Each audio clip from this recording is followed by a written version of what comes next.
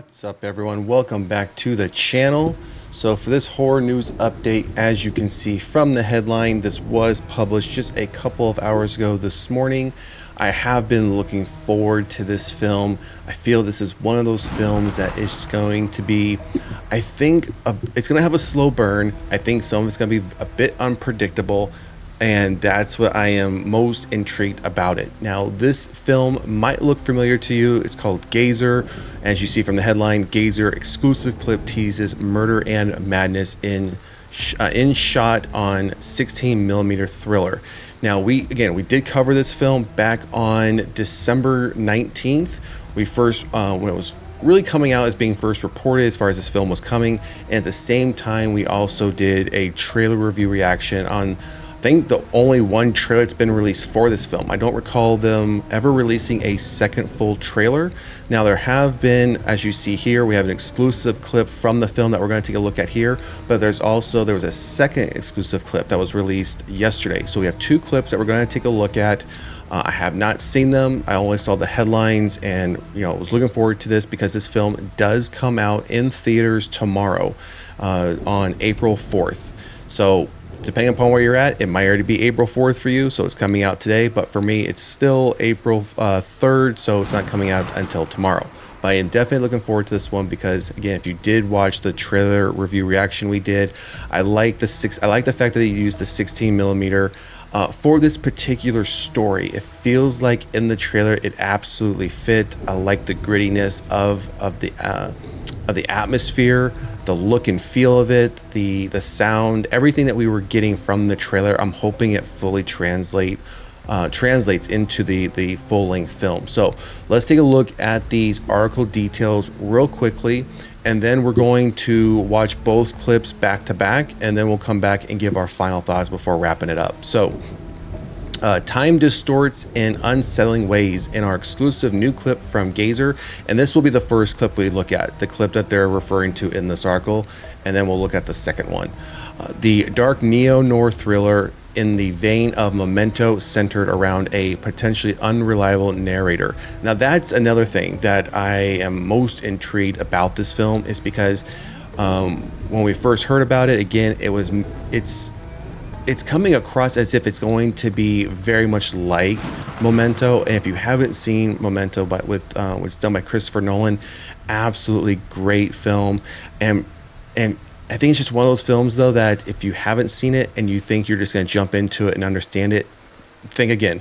I think it's one of those you're going to have to watch at least twice, maybe even three times, fairly close together, in order to grasp the full concept of the story and what's happening.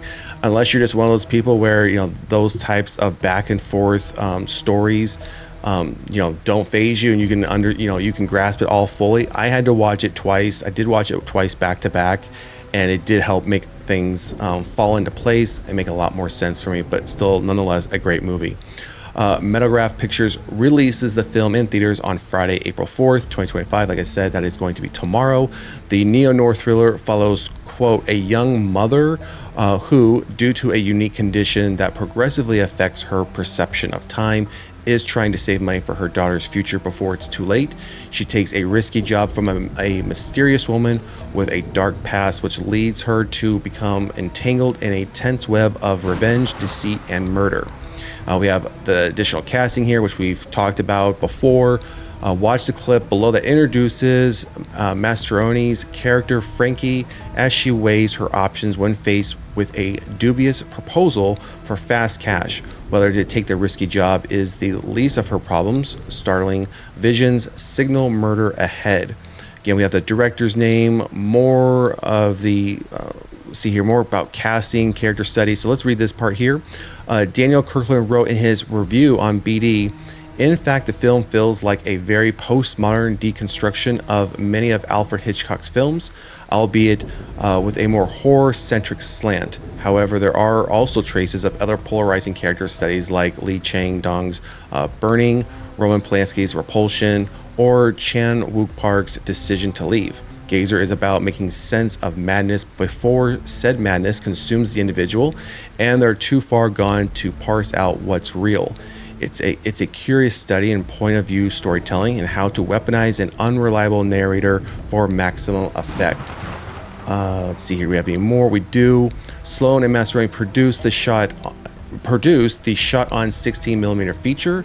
From the press release, the film was shot on a shoestring budget over weekends in the spring and fall for 2 years, while Sloan worked as an electrician and Mastroianni in film programming in New York. GAZER is also described as a fresh perspective on the legendary paranoia thrillers of the 70s and 80s, but also a masterful tribute to and bold reinvention of the work of many great cinema artists over several generations. So that's great. So that's dedication right there. The fact that they took 2 years to film this on 16 millimeter over various, I'm sure, several weekends. As I mentioned, here during the spring and the fall for 2 years to put this together.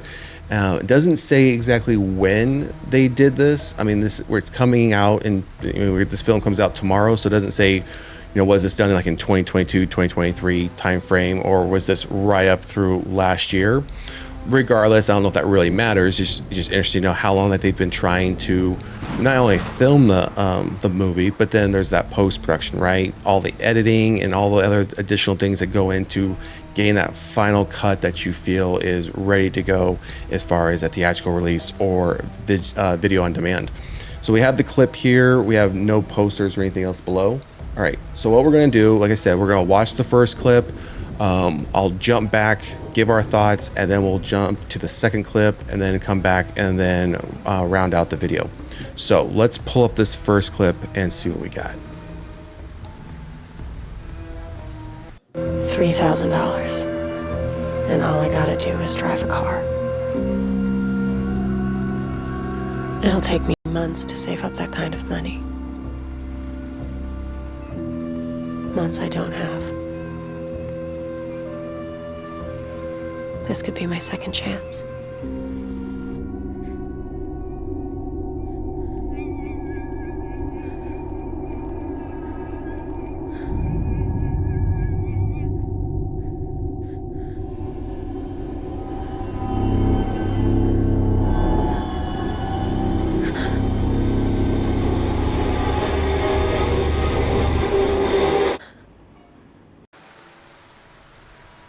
So very, very short clip. That was only, I think, 40 seconds. So not very long.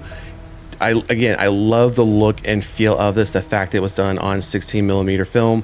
It definitely gives you that gritty look, that 70s, 80s look. Oh, not quite grindhouse look.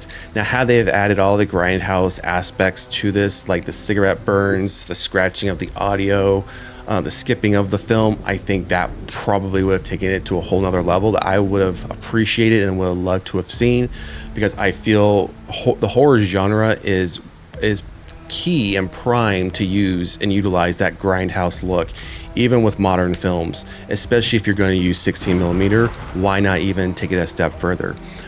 We get a slight look into the fact of whether this is just a dream, a hallucination, but appears to be a dream, but we don't know if what she's dreaming about is something she actually did, which we'll have to see how it plays out in the film. But we can definitely see there's already a murder. She's got the gun in her hand. Now, whether or not she's the one that actually committed the murder, we'll have to wait and see when we watch the film. But as the synopsis mentioned, we don't know necessarily what is currently real and what's not real, just based on that short clip. So, all right, so let me cue up the second clip. All right, so let's now watch this second clip, this other exclusive clip that came through, and we'll see what this one's about.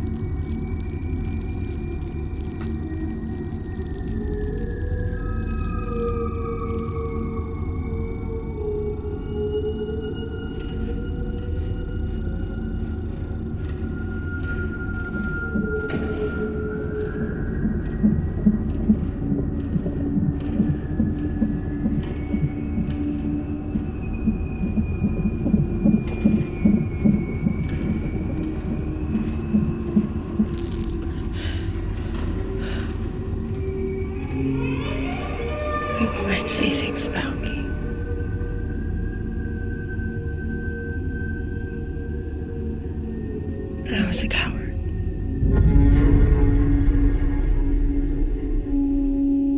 If you're listening to this, you're probably wondering why you're one of them.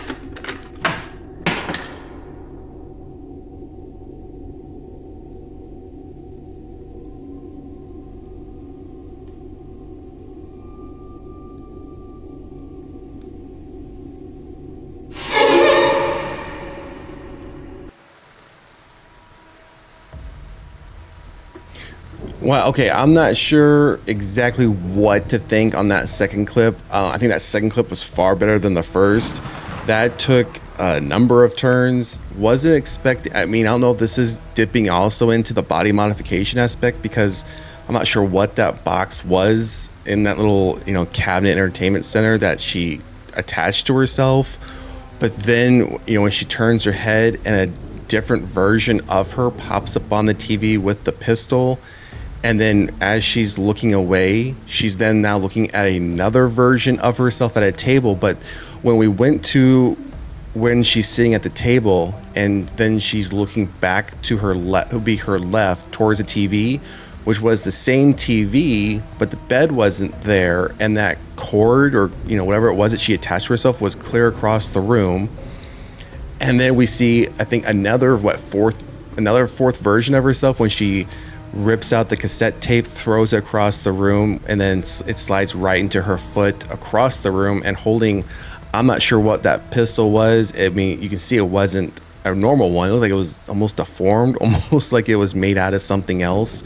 And then we see this quick flash of another scene of another character, and then this clip ends. So that clip was a little bit longer. I did appreciate the sound effects and the music they were using, which made this all the more eerie, and for me, drawing me in, wanting to see, okay, where are we going with this? What's going to happen next? I'm not sure how much dialogue is going to be in this film, but just in that, again, that 2 minutes roughly alone, there was very, very little dialogue, if any. And it already is just, again, has that absolute eerie feeling with the sound effects and that unknown of what's going to transpire, because it's almost as if we're jumping from points in time just within that small scene of what she is doing. So very intrigued, very interested, cannot wait to see this film. This one's been, been on my radar since December when we did the trailer review. So I am looking forward to this one. GAZER comes out tomorrow, April 4th. Drop a comment in the comment section. Let us know what you thought about those two clips and if you plan on seeing this film. Or if you're like, yeah, I'm out, I can't do that, it's a little too creepy for me. Either way, let us know in the comment section. And if you haven't done so already, please like, share, and subscribe to the channel. Otherwise, we'll see you at the next one. Peace.